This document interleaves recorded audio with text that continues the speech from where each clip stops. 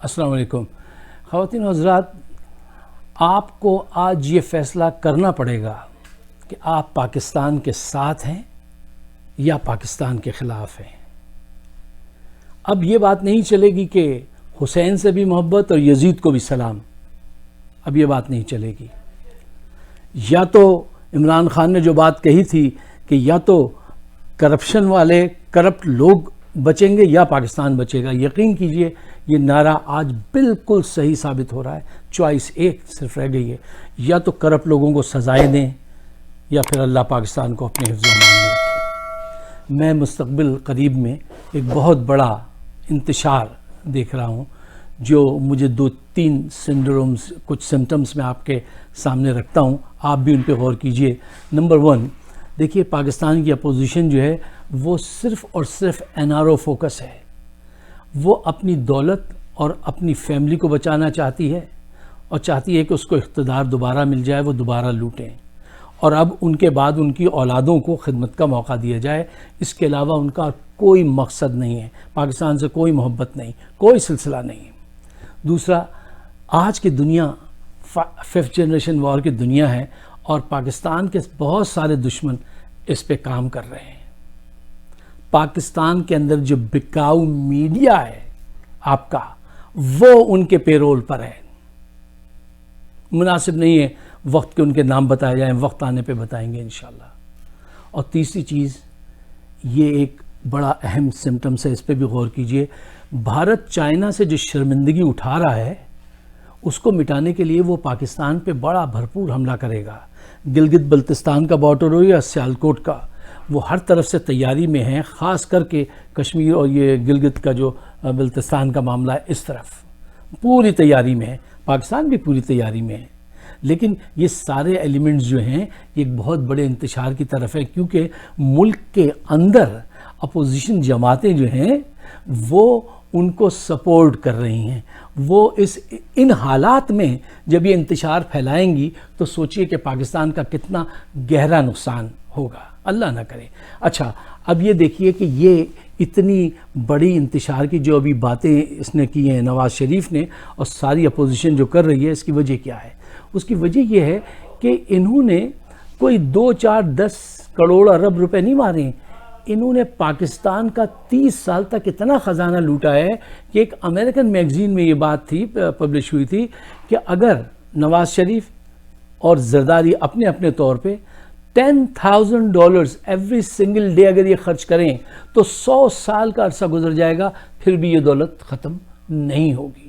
تو ان کے پاس جو خزانہ ہے وہ اتنا بڑا ہے کہ اس کے لیے یہ ہر قسم کا انتشار برپا کرنے کے لیے تیار ہیں۔ نواز شریف کی تقریر آپ کے سامنے ہے اور ان کے جو دوسرے رفقہ کار نے جو باتیں کی ہیں وہ آپ سنیں گے، میں اپنے منہ سے نہیں دہرانا چاہتا۔ یہ سمجھ گئے ہیں کہ ان کو اپنی اتنی بڑی بڑی امپائرز بچانے کے لیے چھوٹا موٹا احتجاج نہیں کرنا پڑے گا، بہت بڑے پیمانے پر بڑے میسو طرز پہ جو ہے انتشار پھیلانا ہوگا، حتیٰ کہ اگر پڑوس سے مدد لینی پڑے، وہ ان کا میڈیا ان کی مدد کر رہا ہے، بھرپور مدد کر رہا ہے، تو یہ اس حد تک جائیں گے۔ اسی لیے دیکھیے ایک بات یاد کیجئے، عمران خان نے کہی تھی، اس نے کہا تھا کہ یا تو پاکستان بچے گا یا یہ کرپٹ لوگ بچیں گے۔ یہ بالکل فائنل بات ہے، اس میں کوئی ایف اینڈ بٹ نہیں ہے۔ اب یہ وقت آ گیا ہے کہ دیکھیے جو اظہار یہ کر رہے ہیں اپنی نفرت کا، اپنی دولت سے محبت کا، اس کو میں اور آپ سب دیکھ رہے ہیں نا، سن رہے ہیں، اپنے کانوں سے سنا، ہم نے دیکھا یہ۔ اچھا، عمران خان اکیلے ان کا کچھ نہیں بگاڑ سکتے، فوج اکیلے ان کا کچھ نہیں بگاڑ سکتی، پوری پاکستانی قوم پہ لازم ہے کہ وہ اس بات کا اعلان کرے کہ تم تاریخ کے رائٹ ہینڈ پہ کھڑے ہو یا لیفٹ ہینڈ پہ کھڑے ہو، تم کہاں کھڑے ہو۔ علی شریعتی صاحب کا ایک بڑا اچھا بیان تھا کہ جس وقت آپ کی ضرورت ہو حق اور سچ کے ساتھ کھڑے ہونے کی، اس وقت اگر آپ حق اور سچ کے ساتھ کھڑے نہیں ہوئے تو تاریخ کو اس سے کوئی غرض نہیں کہ اس وقت آپ مسجد میں نماز پڑھ رہے تھے یا کسی طوائف کے کوٹھے پہ داد و تحسین دے رہے تھے، اس سے فرق نہیں پڑتا۔ آج وقت ہے پاکستان کے ساتھ کھڑے ہونے کا اور ان کو وارن کرنے کا کہ یہ جو تمہاری خواہش ہے نا کہ تمہیں اب مزید لوٹنے کی اجازت دی جائے اور تمہاری اولادوں کو اب خدمت کا موقع دیا جائے، ہم تمہیں یہ موقع نہیں دیں گے. ایک آخری قصہ آپ ابھی ریسنٹ ہے، آپ دیکھ لیجئے، 1 ہفتے پہلے کا. وہ کیا ہے؟ چیف آف آرمی اسٹاف نے اپوزیشن کی تمام جماعتوں کو بلایا اور بلا کے ان کو یہ بات بتائی کہ گلگت بلتستان کی حالت کتنی ویسی ہے، اس وقت خطرناک صورتحال ہے، ہندوستان بھرپور انداز سے حملہ کرنے کو تیار بیٹھا ہے، وہاں پہ شیعہ سنی فساد کی فنڈنگ کر رہا ہے اور پاکستان اس کو اپنا صوبہ بنانے جا رہا ہے. تو انہوں نے تمام جماعتوں سے کہا آپ جائیے وہاں اپنی پارٹی کے دفاتر کھولیے، الیکشن میں حصہ لیجئے، ہم اس کو صوبہ بنا رہے ہیں، پاکستان کے ساتھ تعاون کیجئے. ان سب نے ان کی باتیں سنی، اسپیکر صاحب موجود تھے اور دوسرے دن انہوں نے اجلاس طلب کر لیا کہ جو کل باتیں طے ہوئی ہیں اس پہ ہم کام شروع کریں. ٹھیک ہے نا؟ آپ کو پتہ ہے کیا ہوا اس کا انجام؟ یہ ساری جماعتیں جو گئی تھیں چیف سے ملنے، ایک بھی اسمبلی کے اجلاس میں نہیں گئی. ایک پارٹی اس کان سے سنا اس کان سے اڑا دیا. کیوں؟ میں نے کہا نا دے آر NRO فوکسڈ، صرف اس پہ توجہ ہے، پاکستان سے ان کو کوئی ہمدردی نہیں.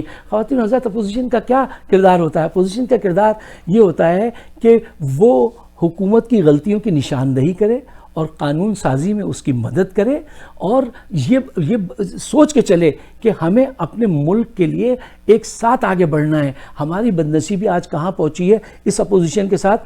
آج سے پہلے ہارنے والی جماعتیں جو تھیں وہ جیتنے والی جماعت کو برا کہتی تھیں. آج ہارنے والی جماعتیں پاکستان کو برا کہتی ہیں، اس کے گلے پہ چھری پھیرنا چاہتی ہیں. اچھا، اب جب چیف صاحب نے ان سے کہا، ساری بات بتا دی، دوسرے دن ایک آدمی بھی نہیں آیا. یہ ان کی محبت ہے پاکستان سے. اس خطرناک صورتحال میں کہ بھارت تیاری کیے بیٹھا ہے وہاں جنگ کرنے کی، پاکستان کے گلگت بلتستان پہ حملہ کر کے اس کو ہتھیانے کی، ان سے پوری بات چیف نے بتائی. انہوں نے یہاں سے سنا وہاں سے اڑا دیا. وہاں پہ بلاول صاحب نے کیا فرمایا اس میٹنگ میں؟ انہوں نے کہا کہ ہم وہاں گلگت میں جا کے حصہ لیں گے لیکن ہمیں گارنٹی چاہیے کہ وہاں بے ایمانی نہیں ہوگی. تو امین گنڈاپور بیٹھے تھے، چیف نے کہا کہ آپ ان سے بات کیجئے، یہ سیاسی بات ہے، سیاسی معاملات ان سے طے کیجئے. تو وہ معصوم لڑکا کیا بولا؟ وہ بولا نہیں، ISI کے چیف بیٹھے تھے، ہمیں آپ کی گارنٹی چاہیے. اب دیکھیے پھر دوبارہ فوج کو انوالو کرنا چاہتے ہیں سیاست میں، باہر جا کے نعرہ لگاتے ہیں کہ سیاست میں کیوں آتی ہے فوج. تو انہوں نے کہا بھئی یہ ہمارا کام نہیں ہے، ہم گارنٹی نہیں دیں، ہم تو سیکیورٹی کے لیے جو بھی بلائے گا آئیں گے. انہوں نے ایک اتنی خوبصورت بات کہی، آرمی چیف نے کہا کہ ہمارا کام آپ سے حکم لینا ہے، آپ کو حکم دینا نہیں ہے. ہم نے نواز شریف کو بھی سلوٹ کیا، خاقان عباسی کو بھی سلوٹ کیا، عمران خان کو بھی سلوٹ کیا. ہم آپ کے ماتحت ہیں.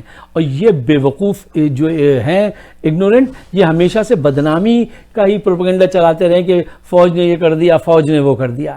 اچھا، اب آئیے مولانا صاحب کے بیٹے بھی وہاں موجود تھے میٹنگ میں. بڑی انٹرسٹنگ بات ہوئی. انہوں نے کہا ہمارے والد صاحب کو یہ شکایت ہے کہ یہ اسمبلیاں توڑ دی جائیں، یہ اسمبلیاں جو ہیں ناجائز ہیں. چیف نے ان سے کہا آپ اپنے والد محترم سے جا کے پوچھئے گا کہ اسی اسمبلی کے اندر انہوں نے صدارت کے لیے الیکشن لڑا، اسی اسمبلی میں، اور وہ الیکشن ہار گئے. اس وقت تو یہ حلال تھی، جائز تھی، سب ٹھیک تھی. الیکشن ہارنے کے بعد یہ ناجائز ہو گئی. اور پھر چیف نے کہا آپ یہ بتائیے اسد صاحب، آپ بھی آج اسی اسمبلی میں تنخواہ لے رہے ہیں، ساری مرات لے رہے ہیں، آپ استعفیٰ کیوں نہیں دے دیتے؟ یہ ناجائز ہے تو ان کو ختم کرو. دیکھیے واضح طور پہ یہ پاکستان کے مستقبل سے کھیل رہے ہیں. اور اب وقت آ گیا ہے کہ چاہے آپ کا تعلق PPP سے ہو، این سے ہو، PTI سے، کسی ڈزنٹ میٹر، کسی بھی جماعت سے ہو، لیکن آپ ایک بات کہیں کہ نہیں، پاکستان کے لیے تم آج ہندوستان کے ہاتھوں میں کھیل رہے ہو، جھول رہے ہو، اور ہم دیکھ رہے ہیں. کیا ہم اتنے بے ضمیر ہو گئے ہیں کہ ہمارا ملک لٹتا رہے اور ہم دیکھتے رہیں؟ ظالم جو ہے ہمارے منہ پہ بیٹھ کے ہمارے اداروں کو جو ہے برا بھلا کہے اور کہے میری اولاد جو ہے اس کو پرائم منسٹر بناؤ، ہم مزید خدمت کریں گے، مزید لوٹیں گے اور ہم لٹتے رہیں. نہیں، میں آپ کو ایک بات کی گارنٹی دیتا ہوں، پاکستانی قوم جو ہے نا، بے وقوف لوگ نہیں ہیں، سوئے ہوئے ضرور ہیں، غافل ضرور ہیں، لیکن اب وقت آ گیا ہے کہ میں چاہتا ہوں پاکستان کے ہر کونے سے، ہر شہر سے لوگ اٹھیں اور کہیں کہ نو مور. جتنا تم لوٹ سکتے تھے تم نے لوٹ لیا، اب مزید پاکستان کے خلاف ایک بات بھی برداشت نہیں کی جائے گی. آپ سب کا بہت بہت شکریہ. یہ آواز، یہ خیالات میرے، اگر آپ کے بھی خیالات ہیں تو اس کو ضرور آگے بڑھائیے. میری ویڈیوز موجود ہیں YouTube پر، فائق صدیقی شو اگر آپ سبسکرائب کریں تو بڑی عنایت. شکریہ. خدا حافظ.